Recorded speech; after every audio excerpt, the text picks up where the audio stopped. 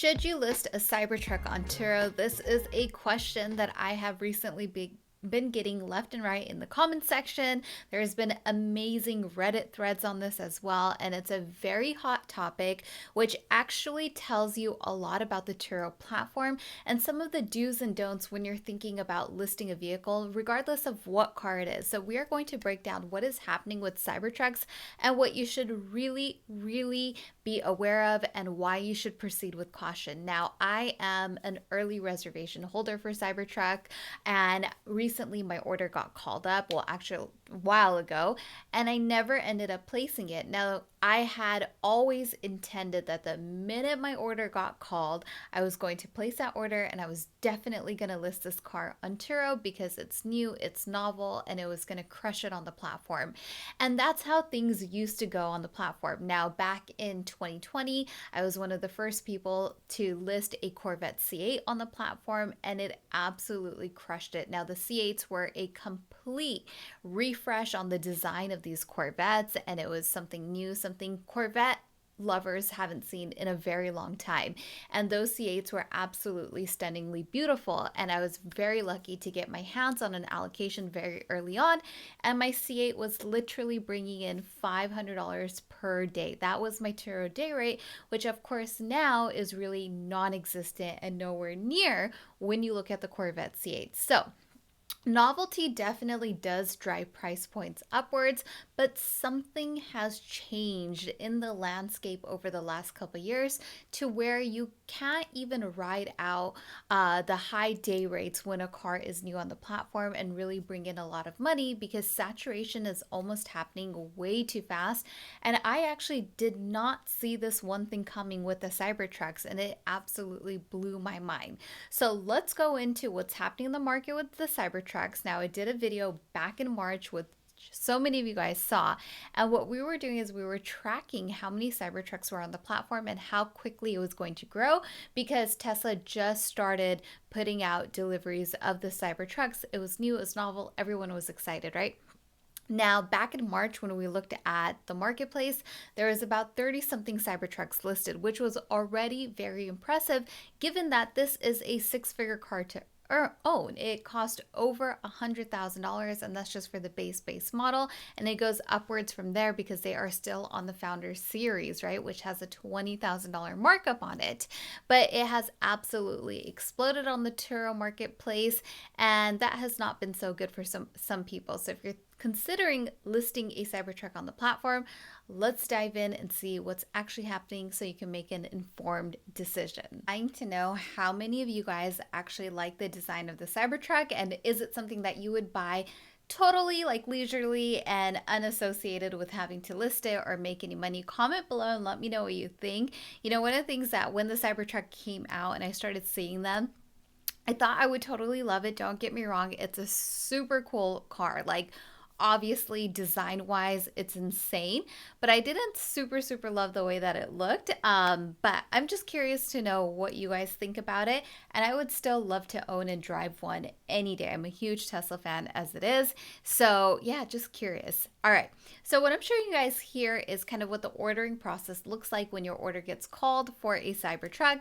And as you can see here, it's a foundation series, meaning they are going to do a limited amount of the foundation series. Nobody really knows how many. Some people speculate that maybe it's about 25,000 units, but they haven't really sold that many so far, I think, in terms of actually people who have taken delivery, rather, I should say, not that they haven't sold that many. They have put out pretty close to, about 5,000 units thus far. But from some of the earnings reports that Tesla has put out, sales are definitely slowing down because demand for EVs has kind of, reached its max for the time being. And of course, that will probably grow in the future, but that's just for right now. So when you look at the Cybertruck, the starting price is, they say 93,990 with a little asterisk next to it, but that's because they are taking into consideration some of the gas savings that you will have. So it's definitely going to cost more. Then they have the Cyber Beast version, which is starting at almost $114,000, and that has some extras to it as well. And then you can just sort of go on and on. You have the range extender that you can add on for $16,000.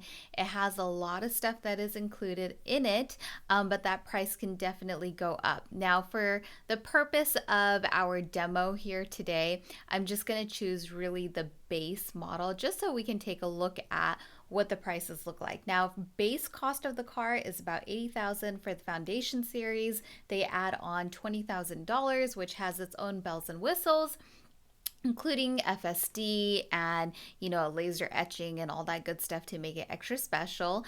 And then if you actually look at the dollar amount for the cost of the vehicle, it is just sitting at $102,000, which puts it over six figures, which is not just chump change that's lying around. It's definitely a very highly priced vehicle, right? And so when you break that down for most people who are financing these vehicles, if you look at the financing, this is with just a 4% down payment, which is a small fraction of the total cost. You are looking at just around $1,642 per month for your monthly payment, and that is of course before insurance and taxes and all that good stuff, right? So the reason why I wanted to share this with you guys is because knowing this number right here, 1642, that's of course what we lead with when we go into the Turo marketplace to see kind of the viability of a vehicle and could it be profitable. And because so many of you guys want to list this car and are thinking about potentially placing that order in the same way that I was, I think it's super important to look at these numbers and break it down. And we're going to do some quick back of the napkin or iPhone math, and I'm going to show you guys exactly what that means. So 1642 is the number that we are going to keep in our minds. Okay, now remember back in March when we did our market research, we saw about 30-something Teslas listed on the Turo platform in the entire United States. Now, when you look at that very same map today, Turo is showing over 200 results. So meaning whenever it says right here in this corner that it's 200 plus cars available, that means the maximum number that Turo ever shows in the search is 200 plus. So we don't know exactly how many Cybertrucks are listed. I could manually count these listings, which I don't want to do, but it could be several hundred, maybe 500 or so. But what we do know is that in just a span of about 4 months from when I last checked, it has really grown in terms of the number of Cybertrucks across the US that are now listed on the platform. Now, when we first started looking at these listings on the platform, you immediately saw the initial Cybertrucks that were listed. They were listed for $800 per day, $900 per day, because of course that makes sense when something is so new and so novel and you don't have that much competition. There's a lot of hype around it and people are really seeking it out, then of course you can charge tons of money for it. So what I've seen in the past with listing my C8, you want to get in early so you can really capitalize on that market, given that everything else makes sense. But I think the major letdown thus far has been the fact that so many people who have purchased this car have listed it on the platform. And I totally did not anticipate that, mainly because the cost of the Cybertruck is so high. It is a six-figure vehicle. It is a car that is new. It's novel. I imagine that repairs on this car are not easy. So I'm very, very surprised to see that people are so willingly listing it on the platform, which is great that people have that comfort level, but it is surprising in terms of the inventory. Now, fast forward 4 months to today, it is wild to see where these day rates have come to, right? So you are seeing day rates in the hundreds, which is crazy, 130, 160. Let's zoom into these day rates a little bit. 225, 180, 248, 284, 332, 206, 192, 225, 188, 259, 197. Now, the reason why I read out these day rates like that is because immediately, just as I go down the list, and again, this is across the United States, you can see that we are already establishing a range, which is in the high 100s to the low 200s. So you're roughly looking at 180 to 230. Now, of course, there are going to be pockets in the US, which I zoomed into way too much, that are going to be charging much, much more because maybe their markets are not saturated just yet. Let's see if I can zoom out of this map. All right, there you go.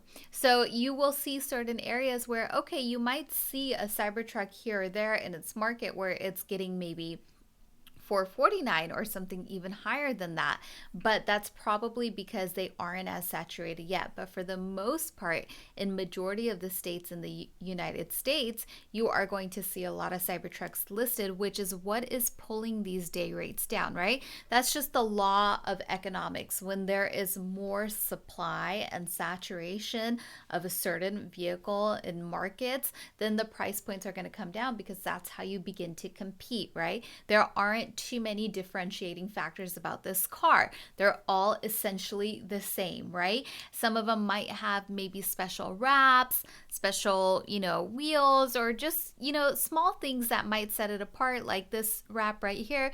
But for the most part, what we have learned throughout the years is if somebody wants to rent a Cybertruck, it doesn't necessarily matter maybe what color it is or what wrap it has, right? That doesn't necessarily drive sales or bookings, right? And it could sometimes, if you're competing and somebody's like, oh yeah, this one's a little bit different, it could help out, certainly, but it's not going to be the primary driver of revenue, in my opinion, from what I've seen.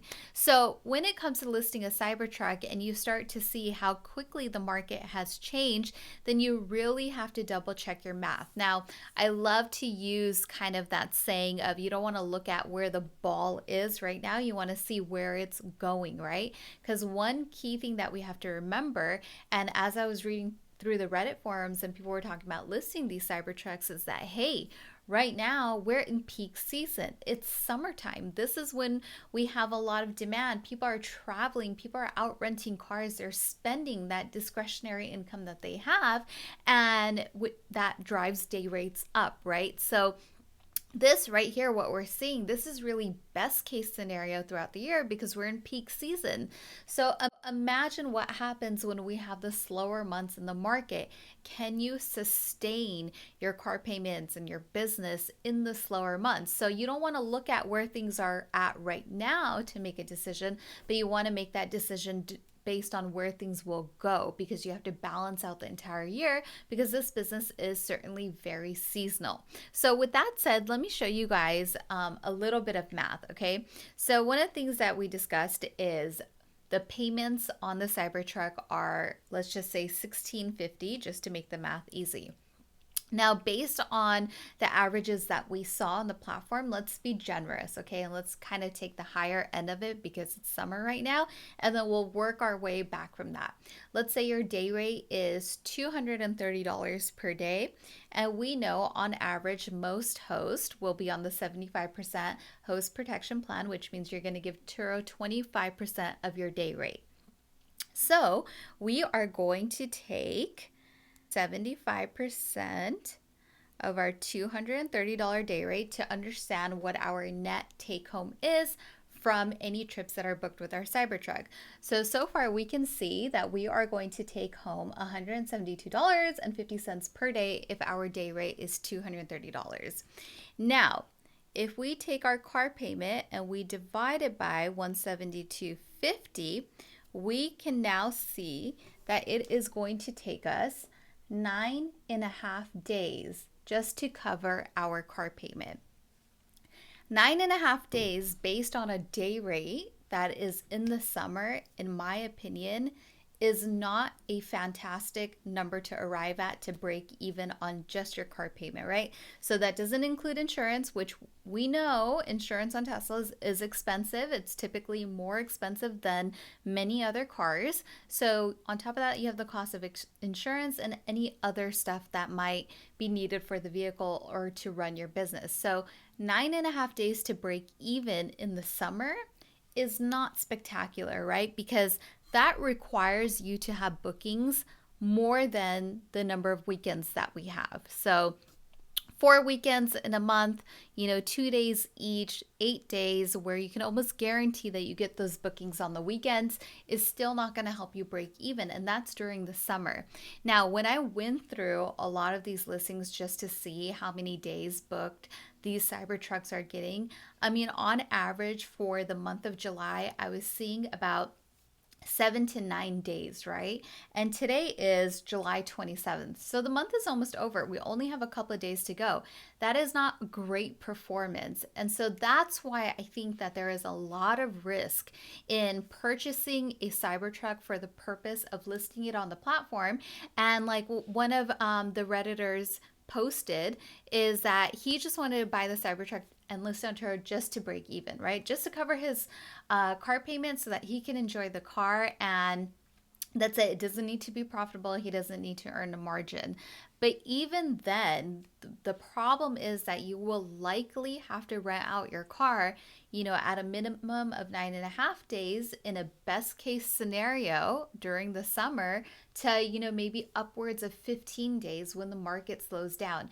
And therein lies the problem, because if in summer, on average, these cars are only being booked, 7 to 8 to 10 days at best, then in the winter, it's going to be very tough to be able to get 15 plus days booked in your calendar.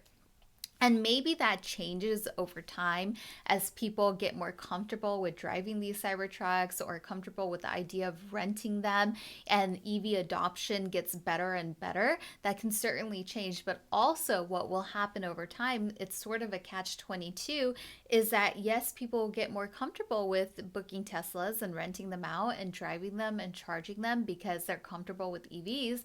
But over time, the market gets more and more saturated. And those day rates will just continue to come down, down, down, down, down, because that's just unfortunately how markets work, right? When there's more supply, more saturation, prices tend to come down. So it looks like the rate at which things are moving, and so quickly Cybertrucks are being added onto the platform, and so quickly those prices, the day rates, are coming down.